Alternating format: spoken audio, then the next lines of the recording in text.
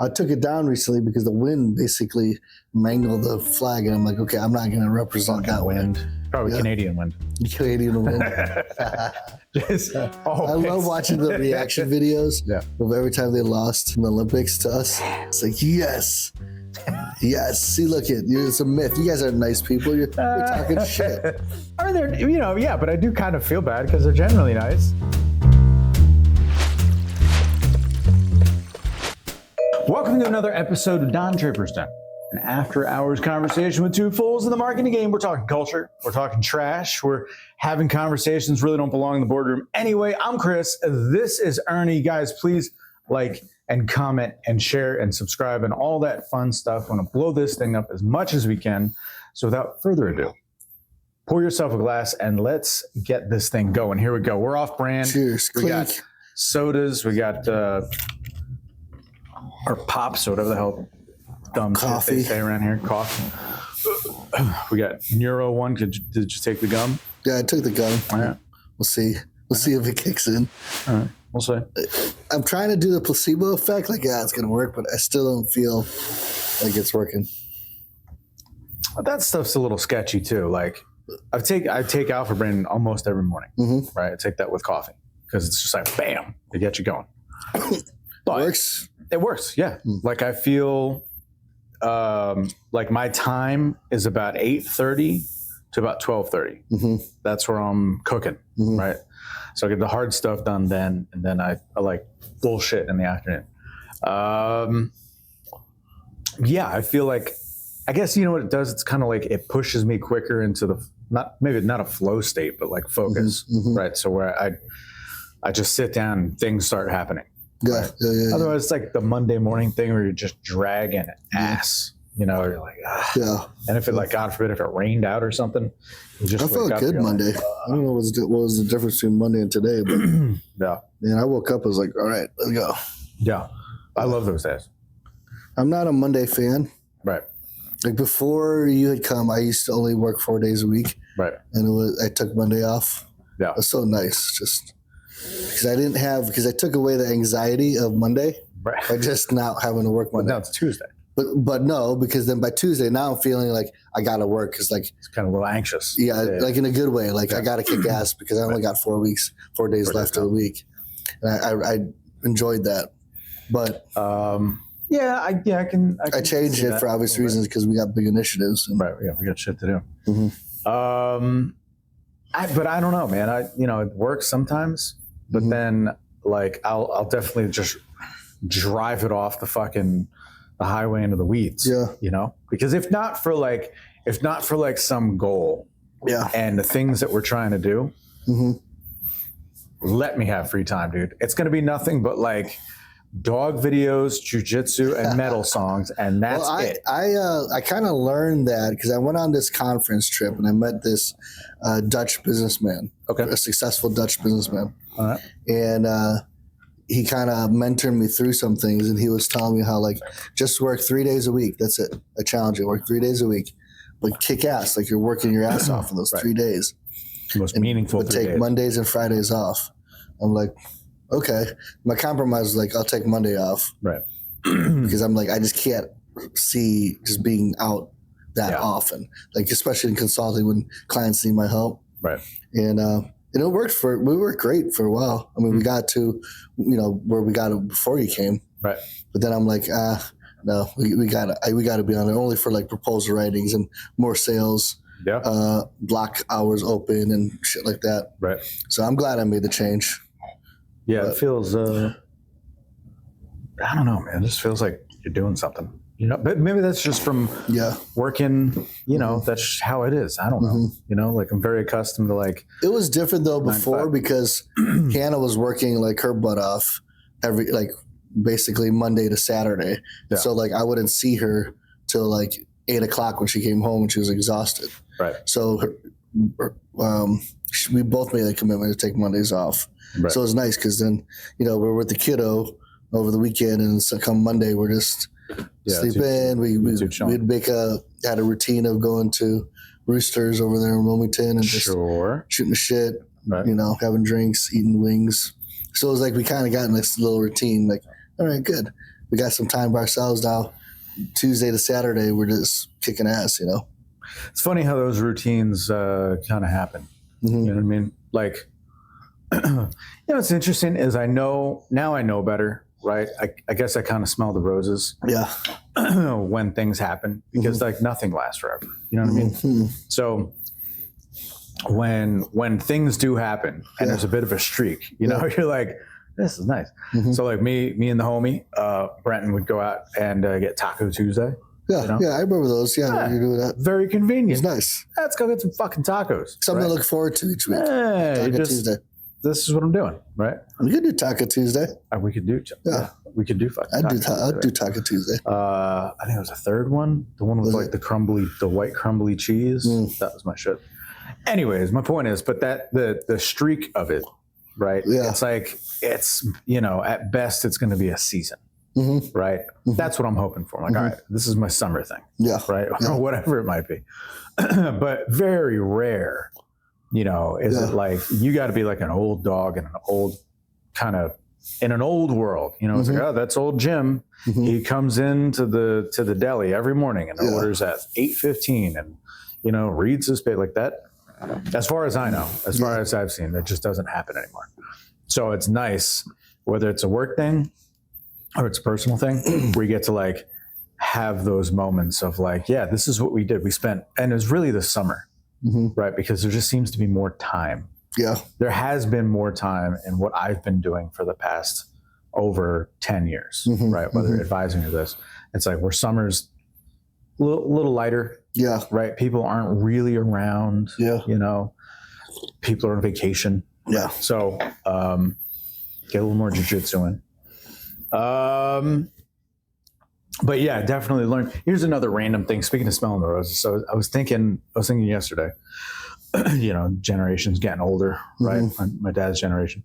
So I told my kids the other day, I was like counting down the times that, that they'll see him, and I'm like, and it's a very heavy thing to consider. You know what I mean? Like you start counting Christmases and you're like, well, I've done that. 70s. I've done that with my family, with my parents. That's like, I see them probably twice a year now. Yeah. And when you think about that, like, that's kind of sad. Like precious moments, man. You see them in winter and then maybe once during the summer. Yeah. And even that, sometimes we don't see each other in summer. Right. So it's like we see them during Christmas. And it's like, because when you think of it that way, then it's like, I'll only see, my dad's in his 80s. Right. My parents, I think my mom is getting to her 80s. Right. So, that's precious moments. I might see them, 5 to 10 more times. Like that's wild. Think of it that way. That's the perspective that, I shared with the kids. Yeah. I don't know who told me that. It was like a comedian or somebody. I don't know. Somebody making an observation. Comedians are good for that. But anyway, so I explained that to the kids. I was like, yeah, well, look, if we go down to Florida, my dad comes up this way, but he's in Florida, at least for right now. I'm like, well, we're only going to see him so many times a year. That's like a dozen to 24 more times. Yeah. I had an eye-opener experience. I watched this reel related to dogs. Right. And it said like, your dog is your best friend for like 10, 15 years or whatever. Yeah. But you're their best friend for their whole life. Right. And I'm like, damn. I just grab my dog. What do you want to do today? You want to do something? Here, let me pet you. I'm canceling plans. It's just me and you, Digger's like bummed. You got your tears in his beard, and he's like, God damn it, this guy's soft. Yeah. I'll go hang out with the dude. He's loving it though. I'm giving him way more attention. Yeah. He just jumps up, flips up on his back, and like, I can pet me. Yeah. Like, you don't know how many more years you have left. That's so wild. It's true, man. And how there's one moment, because I saw a picture on my Instagram of who is my Uncle Bill, right? So Uncle Bill is my dad's uncle. He was also the baby of that generation. So he's only like, not so many years older. Yeah. Right. So anyway, so it's Uncle Bill, who's gone at 93, 94. And then Uncle Mickey is my dad's oldest brother by 10 years. And then my Uncle Phil, my dad. And then my cousin Phil. Cousin Phil. And so it's all the same generation. And so, I snapped this picture, bro. I knew it. Mm-hmm. You know what I mean? Like I knew it. Yeah. I don't want to get choked up, but like looking at it, I was like, whoa, I'm never going to see these guys. Yeah. I'm never going to see these 5 individuals together again. Yeah. Right. Yeah. Just because of the, it was hard getting around. It's hard getting down to Florida where they're. Yeah. But like at 90 something, that's getting up there. Yeah. Right? Every day is a gift. It's a fucking gift every minute. Right. So when I usually get to those moments, I start calling like my family, my parents all the time. Because if at least I can't visit. Hey, I'm here. Hey, I'm here. Thank you. How's it going? Right. Yeah. But I do want to, like, even on weekends when we have a little bit, like we got from Saturday and Sunday off, hey, we should drive up to Cleveland. Yeah. Only 2.5 hours or 3 hours at most to get there. And so I was telling him, like, we got to do that. Such a pain in the ass getting to Florida, man. It's not really that long to drive 3 hours, even if you just spend, Saturday afternoon, sleep over, leave Sunday morning. It's like, it's worth it. Yeah. Yeah. You got to put time in, man. You got to water the plant. Mm-hmm. Right. If you don't water the plant, why I've been, give you fruit. I don't know if you've been noticing on our feed where I've been cooking more Filipino food. Yeah. Because it's like, that's my connection to my mom and her cooking. All right. I think that's the one thing, like with my dad, we have different memories and different things that connects us, but with my mom, it's cooking. That's the food. And all her food. And so I'm learning all her recipes, even recipes that like I've been looking at like Filipino chef reels, and I'm like, oh yeah, she used to cook that. I never knew the name of it, but I love it. So now I'm keeping a whole library on YouTube of all the different recipes. And I'm just like, tonight I'll be cooking kari-kari, which is like it's an oxtail. But in a peanut butter, right. Let's say peanut butter, like soy type sauce. Right. It's so good. But puts me in mind only because of the peanut butter of pad thai. Mm-hmm. Right. So, but it's like my favorite dish she ever made. Yeah. So it's like I'm using that to connect with my mom. Yeah. To carry it on too. Mm-hmm. And then when I drive up there, then I try to cook Filipino food for them, because now, they're getting at an age where they don't really need to cook those big meals, because when you cook it, it will last for weeks. Right. If you're only 2 elderly people who only eat like this much. Like a handful. Yeah. Right. Like now their routine is, I'm going to KFC and they order like one sandwich, they say split, or we're going to, Panda Express ordering some chicken teriyaki and they split it, and then they have leftovers. Right. Like they're at that age, Right. So that's it's funny, man. Like, but then what else are you gonna do as you get old? I don't mean like proper old. Yeah. Where like I can't get up, I'm not going anywhere, and then nobody else is mad at you either. Mm-hmm. Right. Whereas if you're our age, if I'm sitting around being a fucking bum, I kind of feel like a bum, I got to do something. What am I doing? Yeah. I'm sitting here doing nothing. Come on. I think for me, as I get older, I'd want to like if I retire, and even then, I don't know, like I'm so like work motivates me so much that I don't know if I'll ever really like retire. I'd at least be hanging around the office. How's everybody doing? Like bothering everybody. Right. Fuck out of here, old man. Yeah, I'd be the office entertainment, Right. But like I would hope that I would like do some volunteering or something, or just help like other, maybe elderly who aren't as capable, and say, here, let me put a ramp for you, or let me, I hope that I would do something like that. I ain't volunteering shit. I'm just gonna no. Let's go around in nursing homes, fucking people up. You just picking on people, being a bully, wearing nothing but the black belt, and boots. You'd still be doing jiu-jitsu at 80. Got to. As long as I can do it. Yeah. The first generation, all the Gracies, and all the other cats that were in it. It wasn't just them, but Maeda and all those other guys.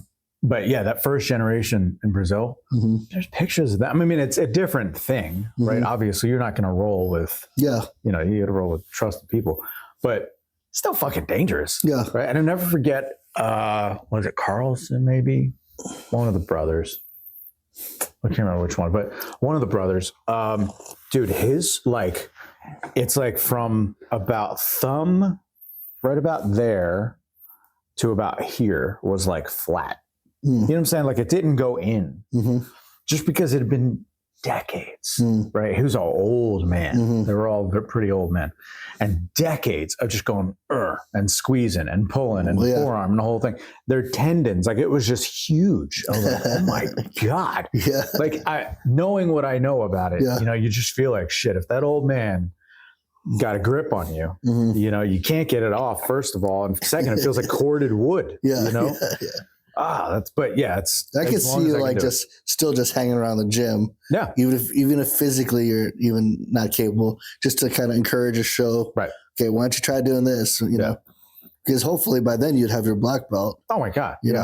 Most certainly. Right. So it'd be fun to be able to kind of coach the younger guys. Yeah. I can see that. Yeah. It'd be fun. And just for the, you know, the bust and balls of it, man. There's like, that's the best part. Right. See, I think my retirement also include just time spent in MC, and I just bust butt with all the probates and tell them to mow my lawn. Right. Yeah. Let them mow my lawn. Throw beer I'm an old man now. That'd be cool, man. Yeah, I could picture you like. I'm only influenced by movies, so I think you remember that Charlie Sheen movie where he goes undercover as a cop into an MC. It's like outlaw MC, but. But he's got to build his own scooter, as this character says, and that seems cool, man. Especially like old school. I don't know anything about motorcycles, but I assume that like everything else, they've all been modernized. And I'm talking about like Harley type shit. So I'm not talking about ninjas or anything. But I'd assume that, you know, like an old school car is something you could work on. Yeah. Right. It's got a carburetor. It's fairly simple. These days, like there's computers. Yeah. So anyway, so I picture motorcycle would be cool if you like built your own. Yeah. That would be some wild shit. Yeah. Right. And it seems like a very old man thing. It's like, I've got nothing but time. Yeah. Right. Sure.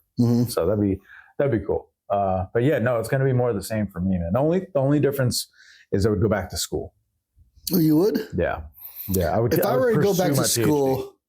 Really? Yeah. You're nuts, dude. Yeah. For sure.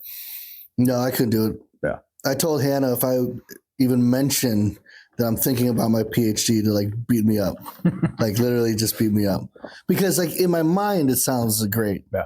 You know, and like there's a lot of like satellite type courses you could take to get your PhD, but just my brain doesn't. I'm too busy right now, and that's just it. And then when you get older, I think at that point, I just, you know, why do I need it? What I might do though is take like trade type classes. Yeah. Like, yeah, cool. I want to learn a little more carpentry or something. And I want to learn some more electrician stuff, you know? That's interesting. No, I don't. Because that fuels the one thing that I like about my degree in music is that I ended up learning a lot of history and realized that I really like, I've always liked history in general. Yeah. And where the intersect of history and like musical, you could say music history, music genealogy, you know, all that, and culture, right? So anthropology and so many other things, like where they intersect, to me is just fascinating. And it's like, again, I don't know why it's a weird theme I should pick up on here, but those moments in time, right, where there's a season, right? So like you can throw it out there and it just makes sense instantly, right?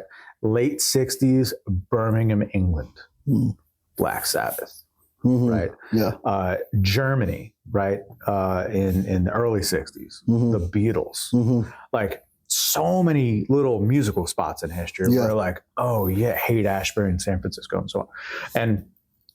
And there's so many spots like that, but then to really dive in, right, is very interesting because you kind of see the economics, for example, of like, well, why was the CBGBs, Club CBGBs in New York City in the 70s? Like, I don't get it. Like, what's the big deal? You know, why did it spawn all these kind of bands? And then you realize like, oh, that's because Nixon this, and Carter that, and so on. You know what I mean? So you get to see the real picture and understand how kind of this I don't know, this confluence of energies combine, and bam, all of a sudden you get like the same thing that produces Twisted Sister, Kiss, and Dee Snider or Blondie. And then several other bands like the UK Subs, and the New York Dolls, and all this cool punk shit, right? And it literally is like the catalyst for so many like generations worth of music, right?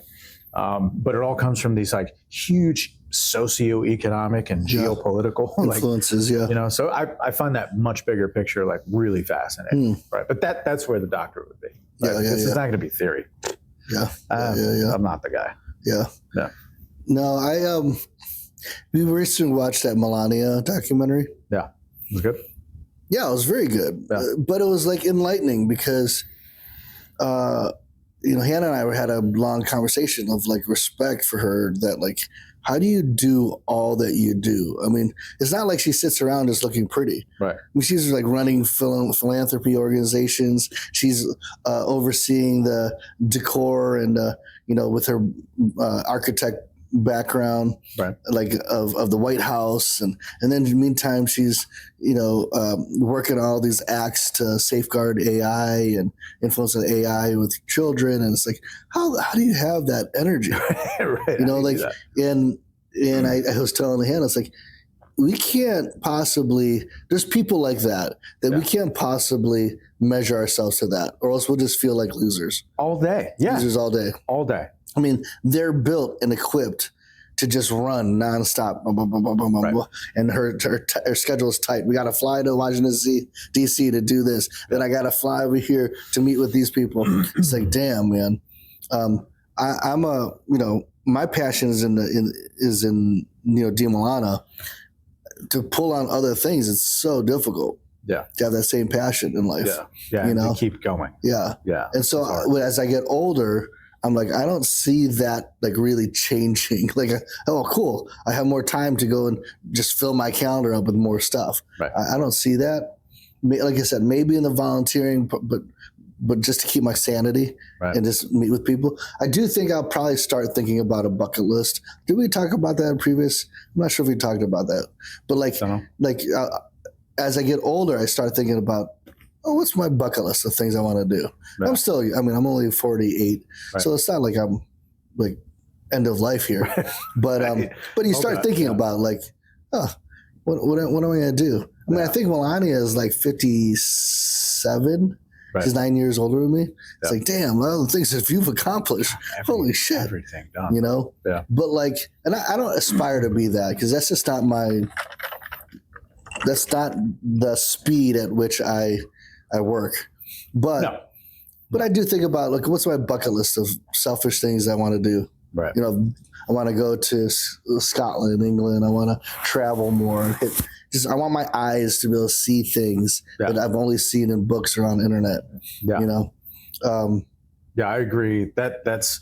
There's a very odd and provincial kind of example here. But when I got my license, I'm a nut. I had driven past many things. I'm a very visual person. So I can't remember the name of the road in the town I grew up in to this day, right? I just know that it's like a left at the broken tree and a right at the abandoned car, right? I grew up in some redneck ass town. So you don't remember the street name? I really don't. Like, I remember my street was Basso Street, shout out Jackson, New Jersey.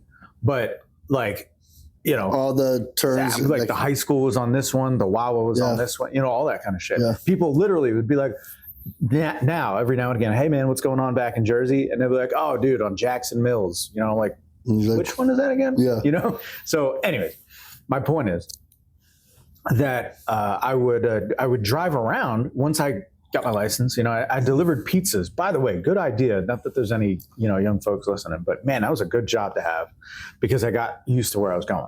You know what I mean? But there was like stop signs, or there was, I don't know, just random shit on the side of the road. And for like a little minute, you know, like I don't know, some period of time, a couple of months, I would make it a point to get out and put hands on this thing. I don't know what led me to do it. I can't say I've done it much since, right? Maybe with a site or a building, sometimes around here, I can, you know, but there's just something about this really is here. right? And it's very simple and like, you know, I don't know, man. It is what it is. But then it's a far different story if you're like, you know, in Rome or something. Yeah. Like, oh, like the history. Yeah. the people that walk past this. Holy shit. Right. Like this building. Yeah. Well, that's one reason why for like Lily's spring break, we're just going to do like a staycation as opposed to traveling far, only because I was talking to Hannah. I'm like, you know, she really hasn't seen even local stuff. Right. Like the Cincinnati Art Museum, it's free, but like it's impressive, you know.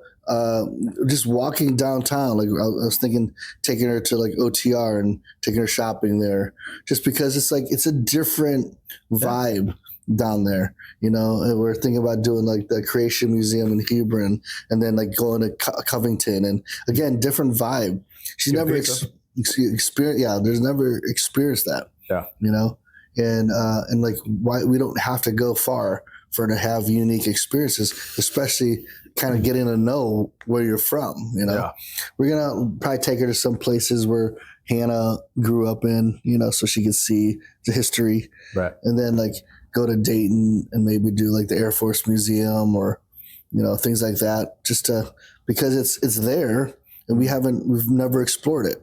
I went to when there was a solar eclipse like 2 years ago, I think. I remember getting back from Florida and like landing, get in the car and driving to Dayton. Yeah.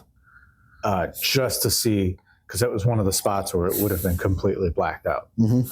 By the way, coolest fucking thing I've ever seen, bro. I'd never had the opportunity. Yeah. So I was super pumped. Right. But yeah, anyways, it was right in that same neighborhood. It was right off, what's up there, like 75 or 470, whatever it is. But yeah, it was a cool little spot. So that's a good idea. What year was that? 2016? No, it was only a couple of years ago. It was. You were in Florida? I went to see my dad. Oh, you were visiting Florida. Yeah. And then, so I'm like, you lived here longer than that. Yeah, no, I was just visiting. Yeah. But yeah, no, we got back from the airport and I was like, I can go. I forget what time of day, but I had like an hour maybe. Yeah. So I drove all the way to Dayton from Covington, and you know, not the kind of thing you really want to do, but God damn it, you know, I wanted to see that. We have got to see this, you know. And it's one of those things like, you know, I remember it was very much in the news, and then it was like, okay, well, it's not like it's that rare. It actually happens quite a bit, and so here's all of that, right? And so there was like, you know, in 9 months it'll be over here, and 10 more months it'll be over there, right? Yeah. But you're talking about Iceland, and then fucking Japan, and then Uganda. You're like, yeah, I'm not going there, man. I mean, it'd be cool, right? But I'm not going there. So. Yeah, I'm glad I got to see that. And dude, all about the timing. You know how fucking rare it is. Like the odds of it all that we get to see the moon complete a perfect with like the ring of fire around it. Like the ratio of distance. Yeah. Do you realize how astronomical it is that I'm alive during that time? Yeah. What? Yeah. You know what I mean? Yeah. Like things like that. Get the fuck out of here. Yeah. Yes, I've got to see that. It's weird. I didn't respond like that, which is odd because typically that would be something I would respond to. Yeah. But for whatever reason, I'm like, are you fucking giving these kids a day off just to see this damn moon? Like I get very cynical. So cool. Get them to fucking school. We're not doing this shit. And so then I'm like, oh, cool. It got dark during the day. I didn't even go to where you're supposed to go. I didn't See, you fucked up. That's what it is. Yeah. I'm just like, oh, look. Yeah, because if you're not in the complete dark shadow, it's still bright out. You know what I mean? It's a little bit more dim, which, by the way, is also weird because it feels like a tint. Yeah. You know, very odd as it began to happen. You're like, oh, it's really getting dark out here. Yeah. You know, it's very, very, very bizarre. Yeah, it's surreal. And I can't even imagine like what our ancestors, go back 7 generations, you know what I mean? 8, 9 generations. Yeah. What those people must have thought. Like, yeah, right. Like, holy shit. It's a God moment or something. This is it. What is going on? Yeah. This is it. We're all going to die. Right? Like, yeah, man. So anyways, yeah. So I guess that's that little PSA, right? Definitely kind of appreciate what you got. Make memories. I'm all about making memories. Yeah. You know? Yeah. And seeing kind of the local area, man. I think we appreciate that in America. No, we've talked about that before. We get all rah America, but like the rest of the world looks in at us. Mm-hmm. So I've been told that, like, well, you guys don't really use your passports. Right? A lot of Americans don't even have passports. Yeah. Right. Mine's expired. I got to get mine. Speaking of, it's easy. Don't let them bullshit. It's only a couple of weeks. But the vibe is like, well, get out there, go see the world. The Europeans are like, wow, I went to France this time, or Germany this time, expensive. Switzerland, and the whole thing. It's expensive from America. But why? I can go the fucking Grand Canyon's right over there. Right. And by the way, Jesus Christ, it takes forever to drive there. Yeah. Right. There's a whole. I get so cynical about shit like that. I got this whole heated argument like, it's a fucking Grand Canyon. Right. Well, you drive there, you see a big hole. Hole. That's really cool. Hey. You walk down, into it a little bit. Carefully. You pretend like you're like falling off a cliff, and really you're not. You take those pictures. Right. Oh, look at me. You look for the. And then after that, it's like a good hour tops, and you're like, all right. Well, I am so cynical about something like that. Well, I think if it's, like getting the Colorado River, and some of that, that's cool on too. Yeah, like immersive. Oh yeah, I'm with you. Yeah, take a helicopter down to the bottom, and apparently there's some like cabins and shit you can rent out, but it's like a long waiting list. You gotta okay, that's different. You go see the about that secret alien government door, bro. Did you know that I think Senator Mark Rubio, he's opening up what I don't know, UFO. I forget what the new word is for it. Yeah, I know what you mean. Yeah, but like he's opening like a department of investigation of that or something like that. Yeah, that's fucking wild, man. So there might be something to it. I mean, yeah, man. I'm more experiences with people. So I would rather go to Scotland and have drinks at a local Scottish bar and meet locals, and to me that's like, oh, that was fun. I'm down for that. Then to go see the castles, you're like, cool. Yeah, castles are cool, but I'm not like I gotta go on a bus tour to see all the castles. No, like that's just not me. I'm with you on that. Right. Like I want to walk. I want to do what the locals do. Oh, there's some, whatever hunt. I want to be on it. That's what I want to do. Yeah, when I'm going, put on a kilt. That's my bucket list stuff. Yeah. Like I want to go to Manchester United and watch a game at Old Trafford Stadium because I want to experience the crowd. That's fucking wild, dude. I want to do that. That's something to do. I hear. You gotta be careful. Yeah, man. Yeah. Being in America, you don't need passports. You don't have to leave. Yeah. You should leave. Right, because that also then you don't have any perspective, right? Because that's the main reason why I think people should leave the country. Yeah. It definitely gives you perspective. Like I've gone to Japan, I've been in China, and it's like, wow, like the culture, the way people act, it's completely different. The assumptions and it helps about you, us. Right, it helps you appreciate where you are, but you also see like, oh wow, there's a lot of advancements that they have that we don't even have. Right. Yeah. For better, I think the funny observations, I think that different parts of our own American culture, right, is that when, there's a couple of comedians like Richard Pryor famously and Dave Chappelle. So many a black comedian has gone back to whatever part of Africa, right? Yeah. And whether or not as our own bloodline or just like a cool tour, right? And nobody over there is accusing them of being African. You know what I mean? Like if they're going to go back to the mother, no. Yeah. No, it's like we're all American. Yeah. Right. Yeah. And like all you got to do for all of our dumb horse shit, all this ancient race bullshit that we seem to propagate.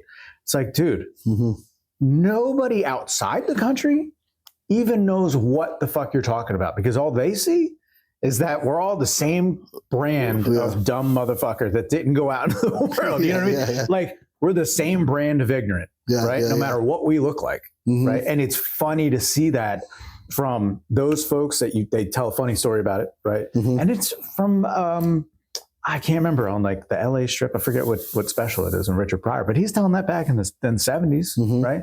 Going to like Zaire and all this kind of thing. And the same thing when, you know, some white folks go over and they're just loud as a motherfucker, right? It's like, I don't think we're loud.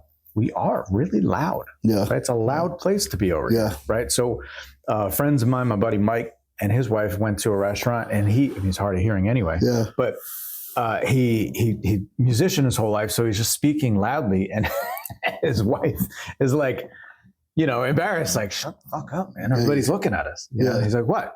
What do you mean? What are you talking about? Yeah, just talking. I'm just talking. But so it's funny that, you leave, and it's hopefully, I would hope that it would be in a good way, like uniting. When you come home, you're like, that should be the sentiment, right? Like, or maybe a bit of, we got to get our shit together. You know, when you go to Japan, or when you go to, I don't know, fill in the blank where they have cool stuff. Right? Or when you have perspective, like you go to some of the Scandinavian countries, and you're like, wow, you mean most of you people have a fucking 4-year degree? That's cool. Oh, you didn't pay for it? How does that shake out? Right? And your business was partially funded by the government? Fucking A. And then it's like, wait, you have, 50 million people in your country? If that. That's probably too big, right? Oh, and you guys pay 70% tax? Holy shit. Right. But then, you also... Just that perspective, outside perspective. I always tend to come home feeling grateful where I've been, even though like Japan is just like really high tech and, very courteous, is very clean. But you're forever the outsider. You're forever the outsider. Right. As a culture, right? Those that live there, David Lee Roth, Marty Friedman from Megadeth. Marty Friedman has been there for 30 years. He's an outsider. You'll forever be an outsider. That's it. You're just a novelty. As opposed to here, come on. You're part of this weird family, dude. Come on. It's almost, it's a different response. Like, oh, we want to learn about your culture. Come on in here and try our stuff. And no, I do want to visit the Philippines because I've never been there. Really? Yeah, I've never been to the Philippines. So I want to go to motherland and just have a different perspective on my parents and their growing up. Like, I've heard the stories, but like to go there would be really fun. When did they leave there? In the 60s. In the 60s. So my mom came to. So they'd have been pushing 30. California because her dad, my grandfather, was in the U.S. Army, so he was able to bring family. So he brought some of her and her sisters to go get an education there.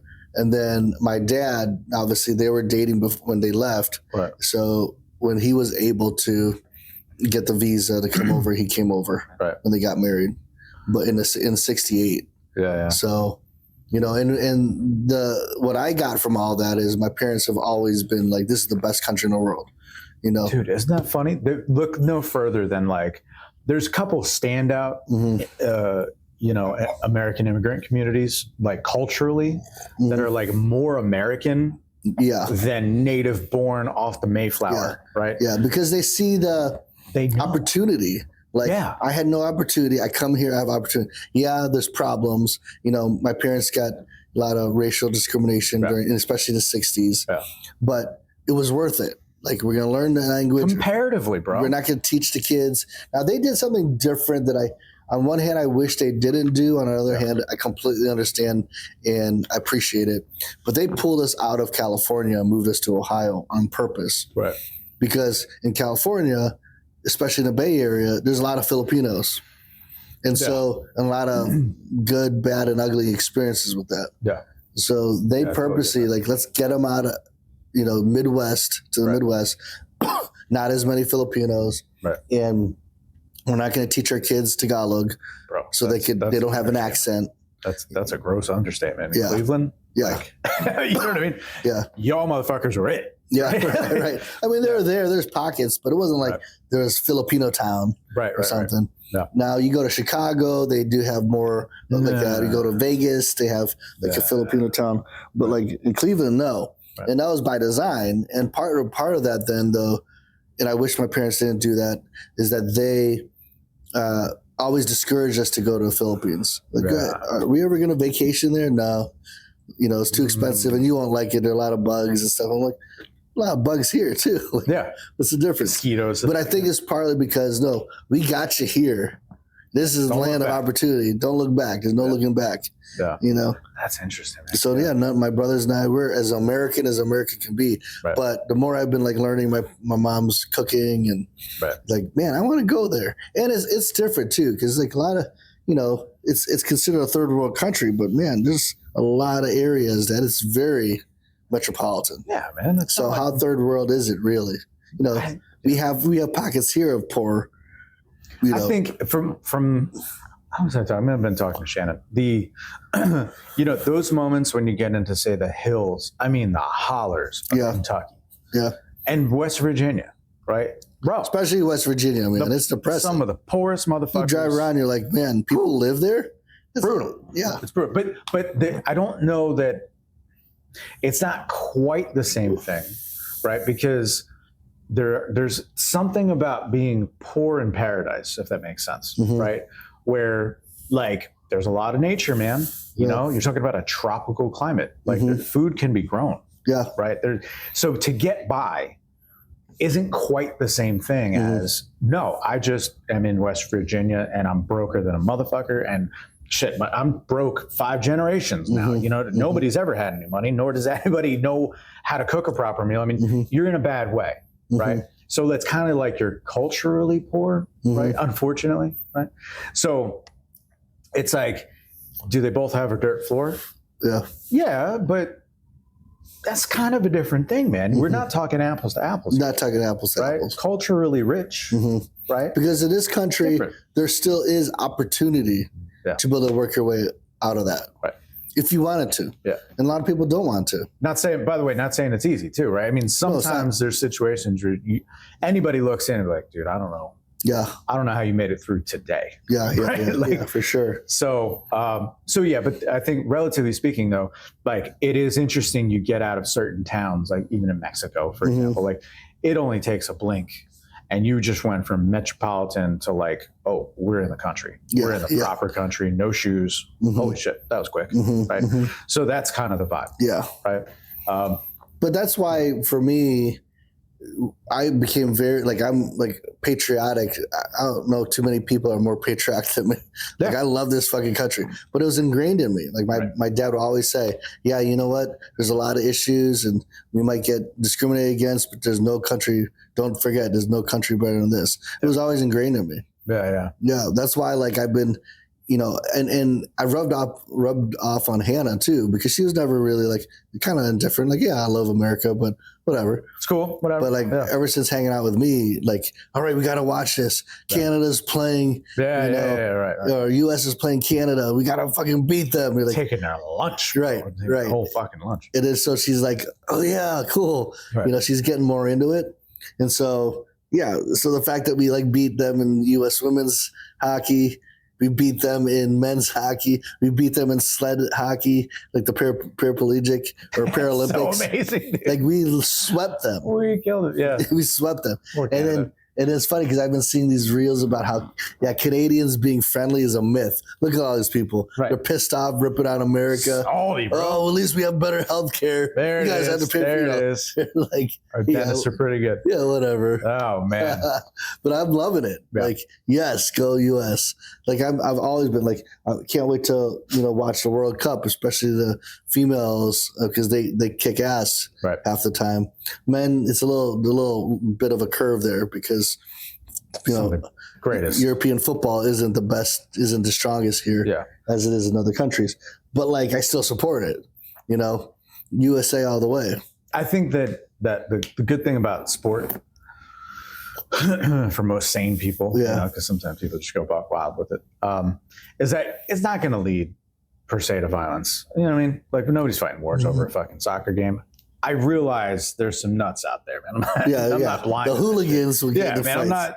I get that, but for the vast majority of the planet, we can talk our shit on the sport, and then well, anyways, let's go get a burger and it's all done, right? Do you ever hear that story about like I don't know if it was Brazil or whatever, but the ref was like making bad calls. Yeah. And they got in a fight, and then at the end, like I think the guy chopped his head off and put on a steak. I don't doubt it. I know that several members of the Colombian soccer team were murdered, and dude, it's serious. Way serious, bro. Right. Ooh, yeah. Right. I'm glad I don't. And then, I mean, Jesus, bro, that I don't even know where they're at with that, by the way. So I'm talking out of school, but the Iranian women's soccer team, right, out in Australia, and like, God damn, they didn't sing the national anthem. How much more tension? You know what I mean? Like, whew. I wonder what happened. Like, did Australia keep them as refugees? They offered them asylum. I don't know where we're at. Right, we're doing this on St. Patty's Day, so I don't know where they're at with it all. Right, because you're talking about there's repercussions when you go home. There's repercussions for your family who's already home if you don't come home. Yeah, there's asylum, but it's like. It's like North Korea, man. Like I don't know what will or will not happen, but I do know that in North Korea, like they've got a 2-generation policy. Yeah. Like it's if you fuck up, your grandma's going to jail. Like, damn. Yeah, that's right. Up, Yeah. So, I mean, I don't know. I don't know, but I do know that like the American brand, like, and how I feel the same way, like I'm an immigrant. I'm the son of an immigrant, right? Who, just almost came over on a boat, barely, right? From Italy or Sicily. And so the same thing, like my dad never learned, to speak Sicilian, or Italian or anything, right? He just American. Like that was fit in. Yeah. You got to fit in with these people. Yeah. And it's the same thing. I mean, he was born in 1947. So, him growing up, it was the same thing. Yeah. People were super racist, right?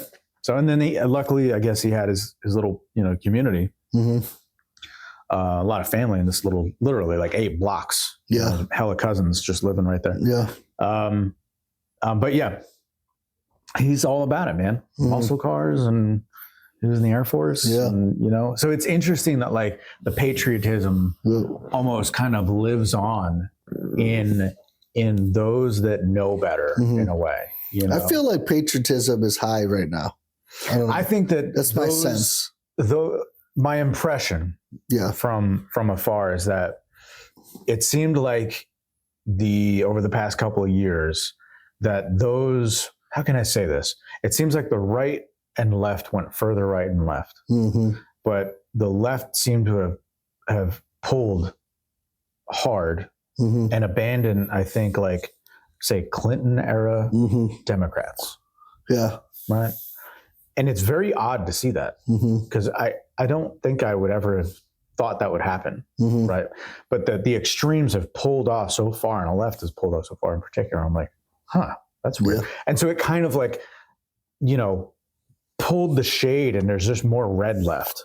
Right. But I don't really think it's red. I think it's just those particular folks that are really loud. Yeah. You know what I mean? Yeah. But the rest of us, third, better than probably a third, 80% of us are in the middle. Like, I don't know what either of you motherfuckers are talking about. You know what I mean? I don't want to start a war. No. Didn't we just get out of a billion-year war with Afghanistan? Like, what are we doing here? Yeah. And then on the other side, it's like, there's all types of issues where I'm like, what are you talking about, man? Yeah. So I think the extremes have left us all in the middle. And yes, patriotism has gone up. Has gone up. Yeah. I also think too that the vibes became more intense. So in other words, like you're already in the club of like America's pretty cool, but now you're like, fuck yeah, America. Yeah, fuck yeah, beat those Canadians. And then we get gold, and you're like, all right, Yahoo, you know what I mean?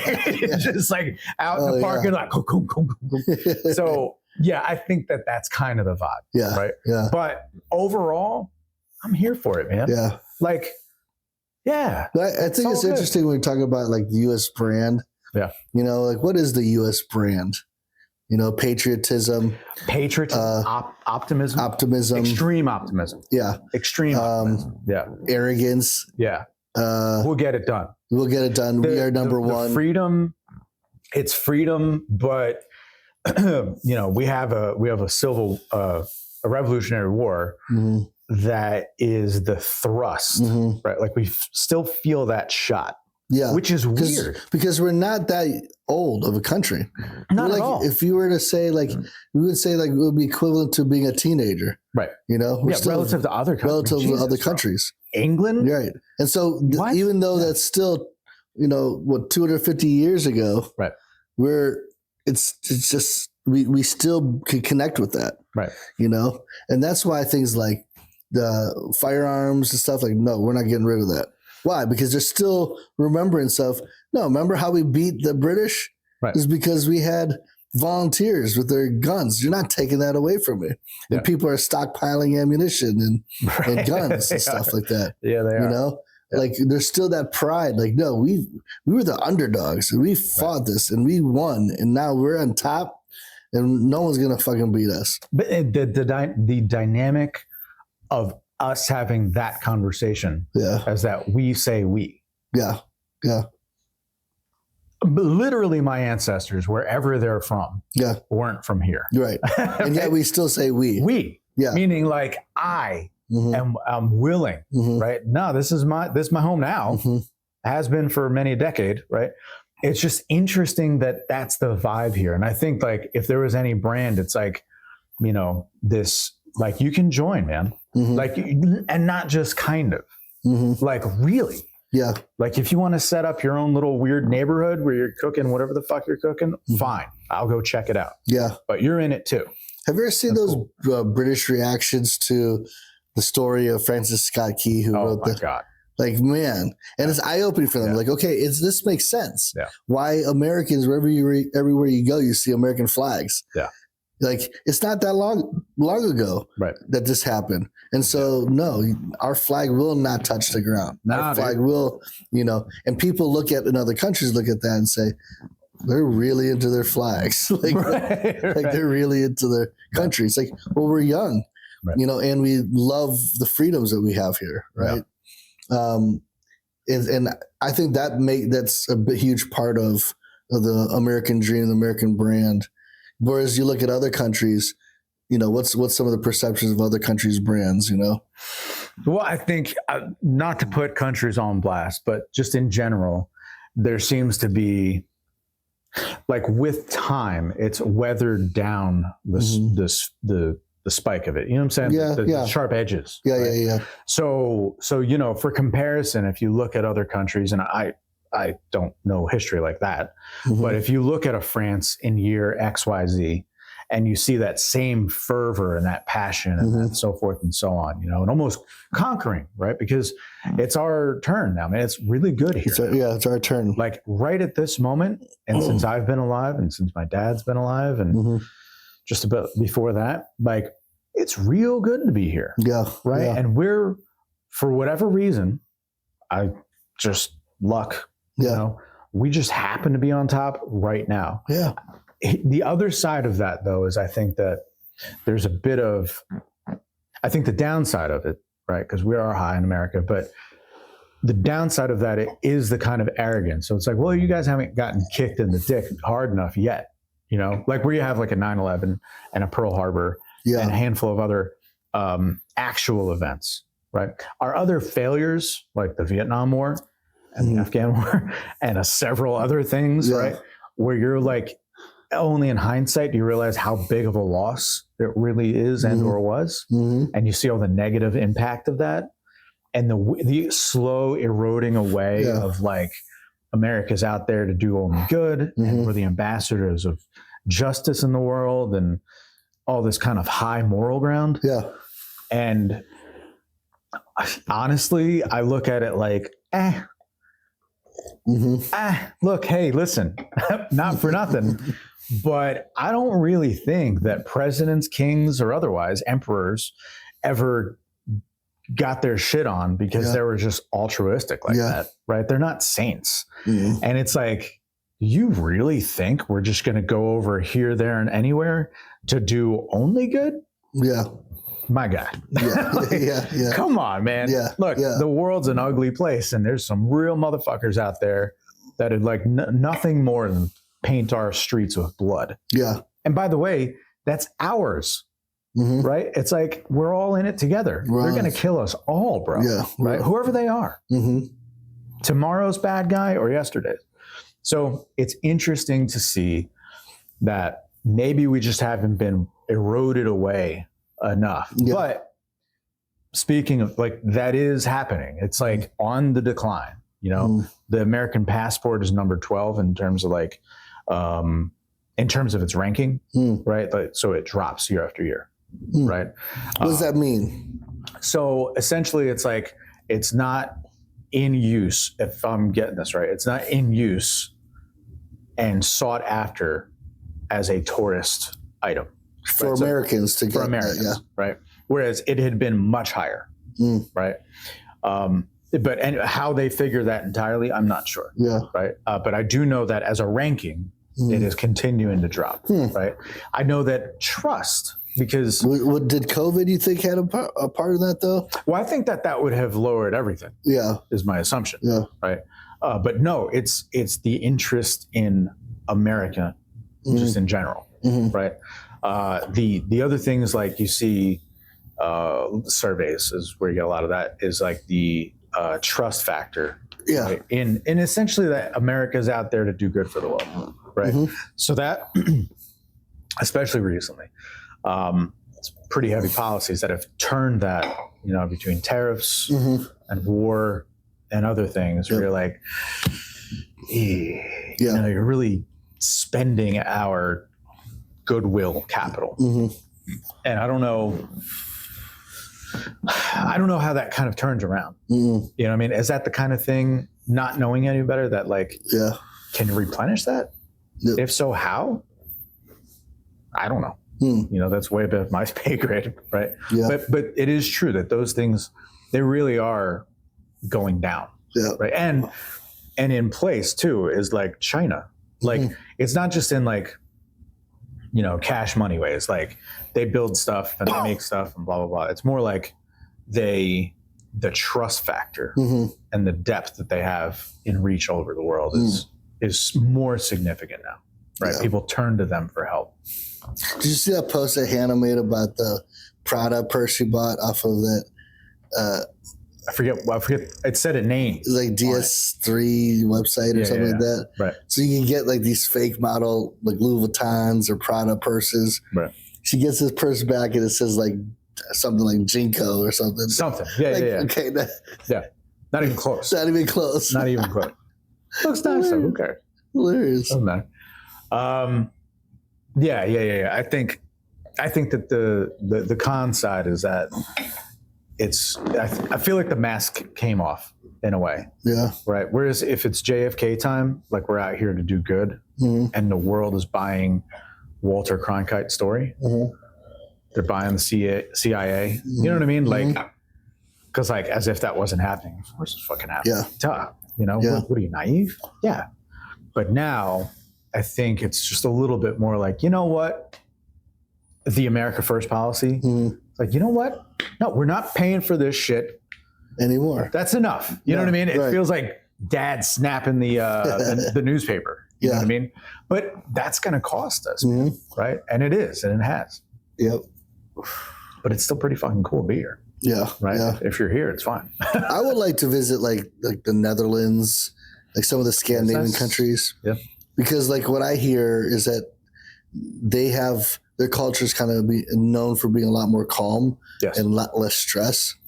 That's the problem if you go to Japan because they're on the opposite. Right. They're it's very stressful because you're working long. You're expected to work long hours. You're expected to go out to the bars with your boss too, afterwards. They're constricted with formality. Right. Where we don't have that over here. Yeah. You know, I saw this reel from this French lady who's visiting the U.S. Right. And even she said, one thing I love about being in America is that you're not being judged by the way you look as much.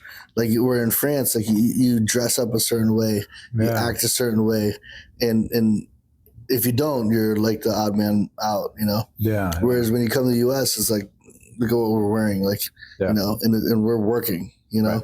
The expectations of trying to look the same and act the same is not there. Yeah. And it's freeing. Yeah. Because you could be your own person, right? Yeah. Freedom. Yeah. Well, individuality, you know, I mean, on the positive side, right? It's like individuality, innovation, personal, you know, like having that star power, that star moment, like, man, that's so American, man. So American. Right? Versus a lot of the world is like, hey, pipe down over there. Right. You know? We don't need to hear it all the time when you win. Yeah, man. Yeah. Yeah, bro. It's cool here. It's cool here. It's too bad that it's a tough moment, you know, but overall, it's pretty fucking dope here. That's why people are trying to come here, you know? Yeah. Yep. Well, I think that's it. I think that's it. Go America. USA. That's like 2 or 3, bro. We're high in America around here. I am. Like, that's a huge topic for me. Get a little like I said, even I was really proud because Hannah said, man, ever since I met you, like I am more American proud than I've ever been. So I've rubbed off on her work. You know, some people like, whatever. I got a daily life I got to worry about. Right. For me, it's like, no, we're putting the flag up. Yeah. And our fence gate, you know, our gate. I took it down recently because the wind basically mangled the flag, and I'm like, okay, I'm not going to represent that wind. Probably Canadian wind. Canadian wind. I love watching the reaction videos of every time they lost in the Olympics to us. It's like, yes. See, look it's a myth. You guys are nice people. You're talking shit. Are there, you know, but I do kind of feel bad because they're generally nice, you know? It's like picking on your little brother, man. There's only... Yeah, I get it. I like to tease my cousins who live in Canada. Right. Because I'm always like, yeah, hey, nice win. Or, well, hey, at least you have us to protect you with our military. What do you guys got? Like Mounties? Damn, and your maple syrup bombs. Yeah, your maple syrup. God. Anyway. All right, let's get out of here on that, man. It was a good one. From the iconic era of advertising to the digital age, I'm Chris. And I'm Ernie. Keep it legendary.